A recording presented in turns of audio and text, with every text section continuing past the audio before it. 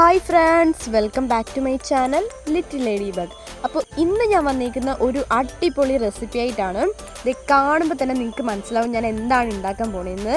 നമ്മുടെ മലയാളികൾക്കൊക്കെ ഏറ്റവും ഇഷ്ടപ്പെട്ട ഒരു ഫുഡ് തന്നെയാണ് നമ്മുടെ ചിക്കൻ ബിരിയാണി എന്ന് പറയുന്നത്. അപ്പോൾ ഇന്ന് ക്രിസ്മസ് ആയതുകൊണ്ട് തന്നെ ഞാൻ ഇന്ന് ചിക്കൻ ബിരിയാണിയാണ് ഉണ്ടാക്കാൻ പോകുന്നത്. അപ്പോൾ നമുക്ക് ഒരുപാട് സമയം കളയാണ്ട് തന്നെ വീഡിയോയിലേക്ക് പോവാം.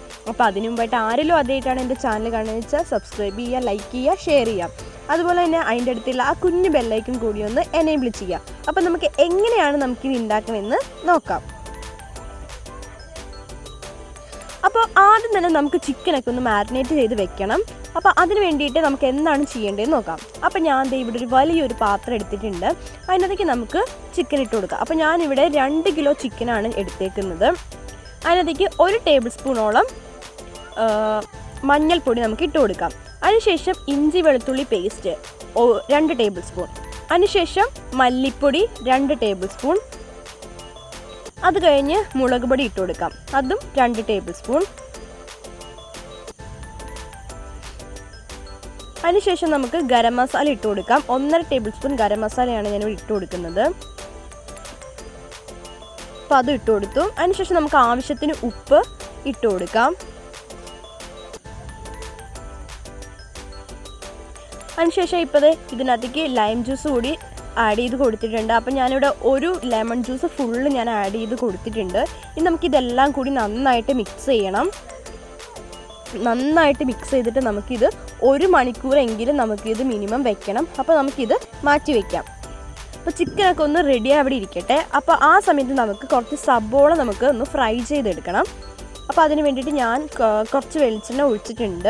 അതിലേക്ക് നമുക്ക് സബോള, ഞാനിതൊരു 4 സബോള അരിഞ്ഞെടുത്തതാണ്. അപ്പോൾ ഇത് നമുക്ക് ഇട്ടിട്ട് നന്നായിട്ട് ഫ്രൈ ചെയ്തെടുക്കണം.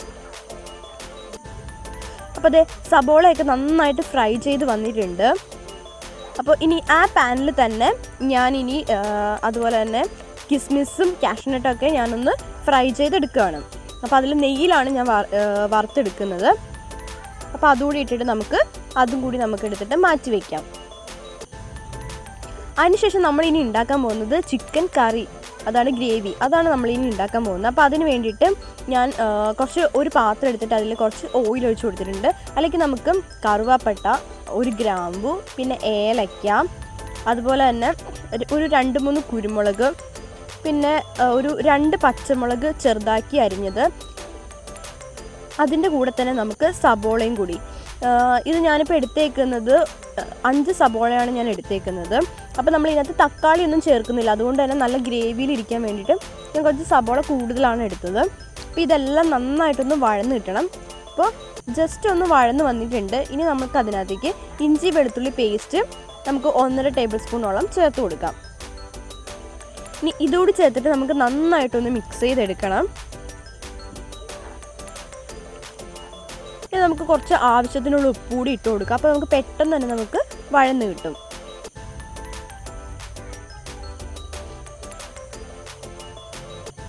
അപ്പോൾ സബോളയൊക്കെ നന്നായിട്ടൊന്ന് വഴന്ന് വന്നിട്ടുണ്ട്. ആ സമയത്ത് നമുക്ക് ഇതിനകത്തേക്ക് മല്ലിപ്പൊടി ഇട്ട് കൊടുക്കാം.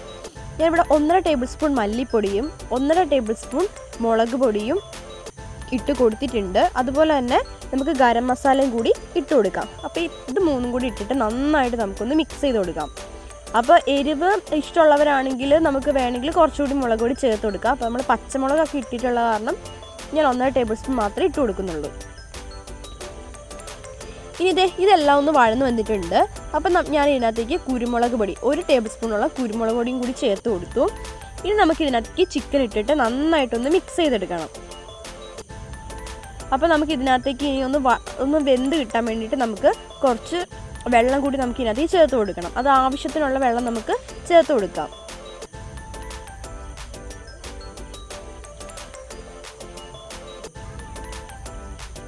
അപ്പം ഞാൻ ഇവിടെ വെള്ളം ചേർത്ത് കൊടുത്തിട്ടുണ്ട്. ഇനി നമുക്കിത് കുറച്ച് നേരം ഒന്ന് കുക്ക് ചെയ്യാൻ വേണ്ടി അടച്ചു വയ്ക്കാം. അപ്പോൾ ഏകദേശം ഇപ്പോൾ ഒരു അരമണിക്കൂർ കഴിഞ്ഞിട്ടുണ്ട്. അപ്പോഴത്തേക്കും ഒരു പകുതി വേവായിട്ടുണ്ട്. അപ്പോഴത്തേക്കും ഞാൻ അതിലേക്ക് നമ്മൾ നേരത്തെ തന്നെ ഫ്രൈ ചെയ്ത് വെച്ചേക്കുന്ന കുറച്ച് സബോള ഞാൻ ഇതിൻ്റെ മുകളിൽ ഒന്ന് വെറുതെ ഇട്ട് കൊടുക്കുവാണ്. എന്നിട്ട് അത് മിക്സ് ചെയ്തിട്ട് നമുക്ക് ഒന്നുകൂടി നമുക്ക് അടച്ചു വെച്ച് വേവിക്കാം.